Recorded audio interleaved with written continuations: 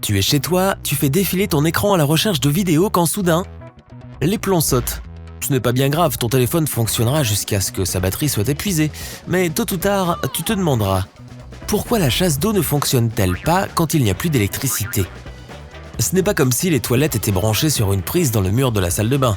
Lorsque tu appuies sur la chasse d'eau, un grand flot s'écoule du réservoir dans la cuvette. Cela fonctionne par la seule force de la gravité, si ta maison est équipée d'un système d'évacuation par gravité. Bien que la gravité soit toujours là, à moins que tes toilettes ne soient dans l'espace, un problème survient quand il n'y a pas d'électricité. Le réservoir ne se remplit pas. La solution rapide ? Tirer la chasse d'eau manuellement en versant un seau d'eau dans la cuvette. Quand le courant reviendra, le réservoir se remplira à nouveau. Tu serais probablement dans une situation plus délicate si ton système d'évacuation des eaux fonctionnait à l'électricité. Avec ce système, les déchets passent par les tuyaux jusqu'à une cuve où ils s'accumulent. Ensuite, il faut une pompe électrique pour les transférer dans les égouts. Du coup, si tu ne veux pas te retrouver dans le pétrin, pense à te procurer un générateur de secours. Ton système de plomberie dépend aussi de sa source d'eau et de l'endroit où tu vis. Si tu habites dans une maison individuelle, tu auras de l'eau, mais elle coulera à une pression plus basse. Et elle durera aussi longtemps qu'il en restera dans le réservoir de ta ville. Même chose si tu utilises l'eau d'un puits.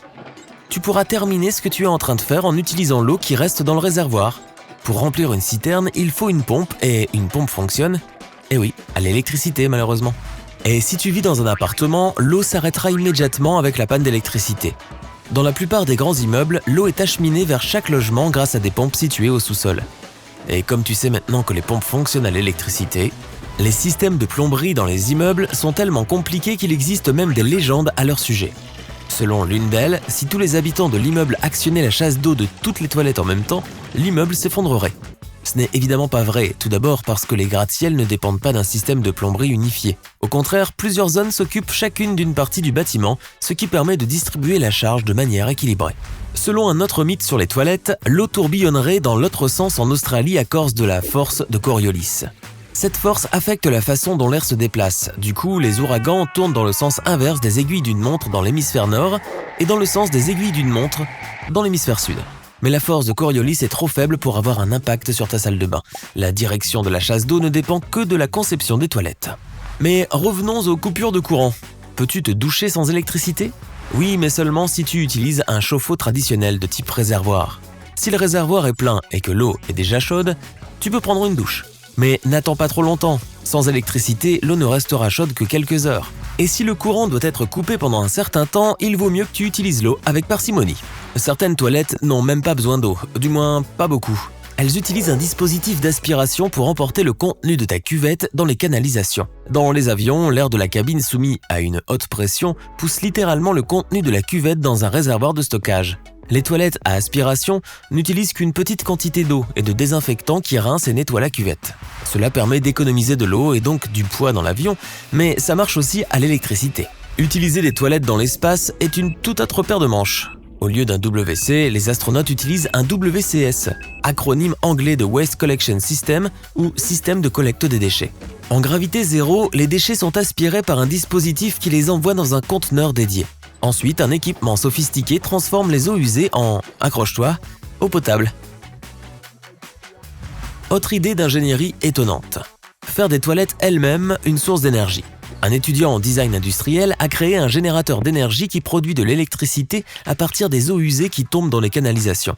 Il fonctionne comme un petit barrage hydroélectrique inséré dans la tuyauterie d'un bâtiment. Cette technologie n'est pas destinée aux maisons individuelles, mais pourrait être utile dans les très grands immeubles et les bâtiments commerciaux. Voilà peut-être l'avenir de nos toilettes, mais jetons maintenant un œil à leur passé. Les premières latrines primitives ont au moins 5000 ans. Les anciennes civilisations utilisaient des cours d'eau pour évacuer les déchets. Les Romains de l'Antiquité sont célèbres pour leur système d'évacuation des eaux usées, étonnamment sophistiqué. Les latrines publiques étaient même devenues des lieux de socialisation, ce qui semble assez bizarre quand on y pense aujourd'hui. Le prédécesseur des toilettes modernes à chasse d'eau a été inventé en 1596 par Sir John Harrington, le filleul de la reine Élisabeth I. Ce modèle avait une cuvette ovale de 60 cm de profondeur qui était rincée par une citerne placée juste au-dessus.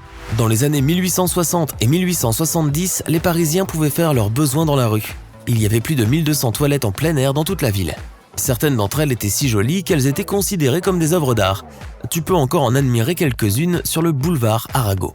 Dans les années 1880, Le fabricant britannique Thomas William Twyford a présenté les premières toilettes indépendantes entièrement en céramique. À l'époque, on trouvait des designs et des cuvettes peintes et extrêmement raffinées, pas comme celles que nous avons aujourd'hui, toutes lisses et blanches. Les premières gammes de toilettes à chasse d'eau réussies ont été fabriquées par Thomas Crapper. Contrairement à ce que l'on croit souvent, il n'a pas inventé la chasse percée. Mais il a rassemblé toutes les meilleures idées d'ingénierie et y a ajouté ses propres inventions, comme le mécanisme de remplissage du réservoir que l'on utilise toujours aujourd'hui. Chaque culture a ses propres traditions en matière de sanitaire et cela peut parfois être déroutant lorsqu'on voyage dans un pays étranger. De nombreux touristes ne comprennent rien aux toilettes japonaises à cause de leur haute technologie. Il y a des boutons pour soulever le couvercle, réchauffer le siège, allumer la sécheuse ou le vaporisateur, jouer de la musique et quelque part au milieu de tout ça, il y a la chasse d'eau. N'oublie pas d'apporter ton propre papier WC et ton désinfectant pour les mains lorsque tu visites Cuba. Tu ne trouveras pas ces produits dans la plupart des toilettes publiques là-bas. Tu ferais mieux d'apporter ton portefeuille aux toilettes en Suède. Il faut payer pour utiliser les WC dans les grandes villes. L'argent sert à leur entretien et à leur maintenance. Il y a aussi une théorie selon laquelle les gens prennent plus soin de la propreté des WC s'ils ont dû débourser de l'argent pour y entrer. Pour des raisons évidentes, l'Antarctique ne dispose pas du système d'égout auquel nous sommes habitués. Les gens qui travaillent sur le continent glacé collectent les déchets et les brûlent dans des incinérateurs. Mieux vaut quand même ça que d'être un continent et glacé. As-tu remarqué que les portes des cabines de toilettes ne touchent pas le sol ? Cet espace te permet de savoir si la cabine est occupée ou si la personne à l'intérieur a besoin d'une assistance médicale d'urgence. Les murs et les portes plus courts sont aussi beaucoup mieux ventilés et, heureusement pour nous, les odeurs s'y dissipent plus rapidement. Tu ne trouveras pas souvent de couvercle dans les toilettes publiques, juste un siège. D'une part parce qu'ils ont tendance à se casser, étant donné qu'on utilise tous nos pieds pour les ouvrir. De plus, pour quelle raison, je n'en sais rien, il semblerait que certaines personnes adorent les voler. Et c'est dommage, parce qu'il vaut mieux refermer le couvercle avant de tirer la chasse d'eau. La raison ? Les redoutées éclaboussures des WC. Lorsque tu tires la chasse, le tourbillon envoie des particules microscopiques de déchets qui viennent se mélanger à l'air que tu respires et recouvrir toutes les surfaces avoisinantes. Cela inclut le porte-papier, le lavabo, les murs, le plancher et le plafond. Nous sommes tous germophobes dans les toilettes publiques, mais personne ne pense à appuyer sur le bouton de l'ascenseur avec son pied. Bizarre puisqu'il y a 40 fois plus de microbes sur ce bouton que sur un siège de toilette publique. Si tu as appris quelque chose de nouveau aujourd'hui, alors mets un like à cette vidéo et partage-la avec un ami. Et voici d'autres vidéos que tu devrais apprécier. Il te suffit de cliquer à gauche ou à droite et de rester du côté sympa de la vie.